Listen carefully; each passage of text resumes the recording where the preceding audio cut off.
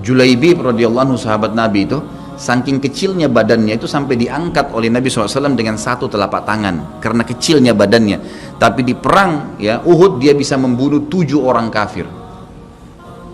Tidak ada hubungannya dengan kecil badannya, tapi ruhnya kuat, besar.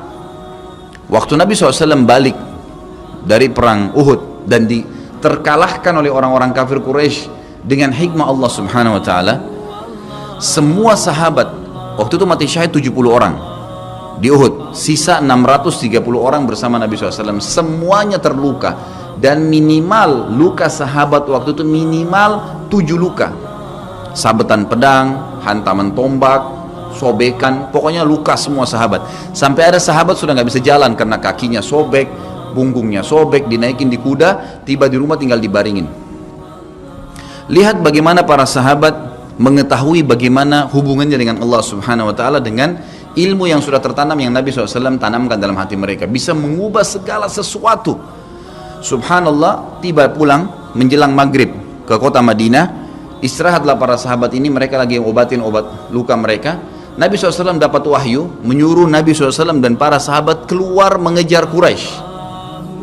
Quraisy ini jumlahnya waktu itu ya 1.000 orang, maaf 3.000 orang pasukan Quraisy, yang terbunuh cuma sekian belas saja mereka.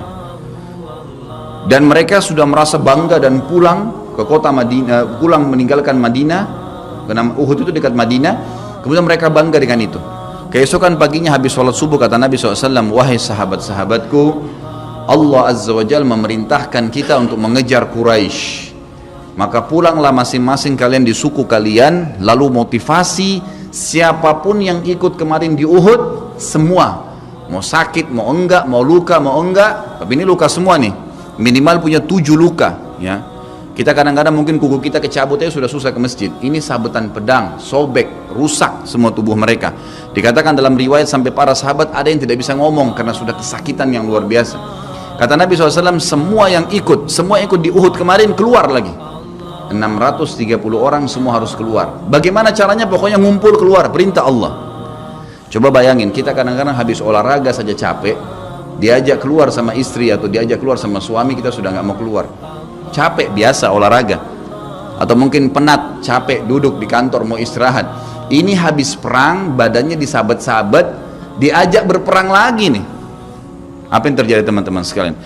Pulanglah pimpinan-pimpinan suku sahabat ini, dimulai dengan Sa'ad bin Mu'adz radhiyallahu anhu, sahabat Nabi yang mulia, luar biasa ini. Orang ini pada saat meninggal, kata Nabi SAW, goncang arsy-Nya Allah dengan meninggalnya Sa'ad. Saat pulang ke kaumnya lalu berkata, wahai kaumku, sesungguhnya Nabi SAW menyuruh kalian untuk kembali menyerang Quraisy. Pada saat itu mereka lagi ngumpul saling ngobatin luka, dan di depan mereka yang saling ngobatin luka itu adalah Usaid bin Khudair, sahabat Nabi yang mulia. Ini sahabat Nabi yang satu dari Aus ini, kalau membaca Al-Quran malaikat turun dari langit dengarin bacaannya, luar biasa. Lagi ngobatin lukanya sambil dia berkata, waktu dikatakan Nabi SAW menyuruh kalian mengejar Quraisy, kata Usaid bin Khudair lagi ngobatin lukanya, sami'na wa ata'na, kami dengar dan kami patuh, ditinggalin lukanya. Lalu seluruh suku itu saling nopang satu sama yang lain, mendatangi masjid Nabi SAW untuk ikut berperang lagi. Nggak ada satupun yang tinggal. Ada yang luar biasa, saya terus terang nangis waktu dengar kisah itu, luar biasa. 2 orang anak muda Ansar, saya setiap kenang kisah ini selalu nangis, nggak bisa tahan karena luar biasa. Anak 2 orang ini belasan tahun umurnya, dan dua-duanya nggak bisa jalan, Bapak Ibu sekalian, nggak bisa jalan, luar biasa. Sudah sobek kakinya, sobek punggungnya, bahkan dikatakan di bagian leher ada irisan, di bagian lehernya ada irisan, gitu kan. Kesakitan. Dua-dua ini diturunkan dari kuda, ditidurkan, adik kakak nih. Tapi saya tidak ingat, namanya tidak disebutkan dalam kisah, tapi ini kisah luar biasa. Dan kemarin kebetulan Imam Masjid Haram atau saya lagi umroh nyebutin kisah itu juga. Hampir satu masjid orang menangis mendengarkan kisahnya. Dia mengatakan, waktu sampai ke telinga adik kakak ini umurnya belasan tahun ya, di bawah 20 tahun.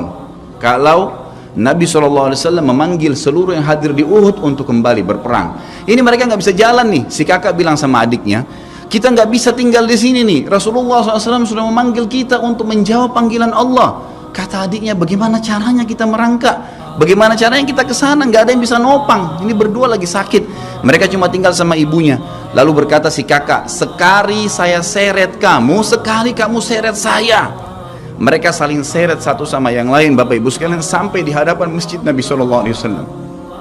Lihat bagaimana iman mereka kepada Allah Subhanahu Wa Taala, luar biasa. Dan ini tidak bisa kecuali kalau dipaksakan. Kalau tidak dipaksakan nggak bisa. Semoga Allah SWT jadikan kita orang yang selalu memaksakan diri untuk ibadah. Karena kalau tidak, kita nggak paksakan, kita akan mati dalam keadaan konyol dan menyesal, karena tingkatan-tingkatan di surga akan hilang. Percuma. Baik, saya bacakan pasal kedua. Adab terhadap Allah Subhanahu Wa Taala. Seorang muslim hendaknya melihat segala sesuatu yang telah diberikan Allah kepadanya dengan tiada terhingga, yakni berupa kenikmatan yang tak terhitung. Terlindungnya dia pada saat menempel di dalam rahim ibunya ketika berupa nutfah atau air mani, menentukan perjalanan hidupnya hingga hari bertemu dengan Rabbnya Allah Azza wa Jal.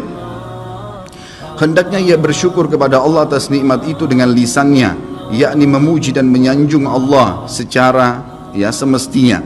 Juga bersyukur kepada Allah dengan anggota badan, dengan cara menggunakannya di dalam ketaatan kepada Allah Subhanahu Wa Taala. Karena mengingkari nikmat, tidak mengakui kelebihan yang diberikan Allah, mengingkarinya beserta kebaikannya, bukanlah termasuk adab kepada Allah. Sebagaimana Allah berfirman dalam surah An-Nahl ayat 53, A'udzubillahi minasyaitonirrajim. Wa ma bikum min ni'matin faminallah. Dan apa saja nikmat yang ada padamu, maka itu dari Allah datangnya. Dalam surah An-Nahl ayat 18 Allah berfirman, A'udzubillahi minasyaitonirrajim, wa in ta'uddu ni'matallahi la tuhsuha. Dan jika kalian menghitung-hitung nikmat Allah, maka kalian tidak akan mampu untuk menghitungnya. Begitu banyak nikmatnya Allah, Bapak Ibu sekalian. Kita berbuat maksiat, pelanggaran-pelanggaran, tapi Allah masih bisa memberikan kita oksigen gratis. Cahaya masih bisa ditangkap oleh mata kita, telinga kita masih bisa menangkap suara sehingga mengetahui apa yang diinginkan oleh kita. Setelah bertahun-tahun berbuat dosa, dengan taubat kepada Allah, Allah bisa ampuni. Itu luar biasa. Nikmat Allah tidak bisa terhitung. Rugilah orang-orang yang tidak menyembah Allah Subhanahu Wa Taala. Dan kalau seandainya, kata Ibnu Taimiyah rahimahullah, orang-orang yang bermaksiat kepada Allah itu tahu bagaimana nikmatnya keimanan yang ada dalam hati kami ini, sehingga kami bisa menangis dan kami bisa merasakan dekatnya dengan Allah, bahkan merindukan surga dan selalu merasa diri jauh dari neraka, maka niscaya mereka akan membelah dada-dada kami dan mengambil keimanan itu, karena mereka tidak akan pernah merasakannya.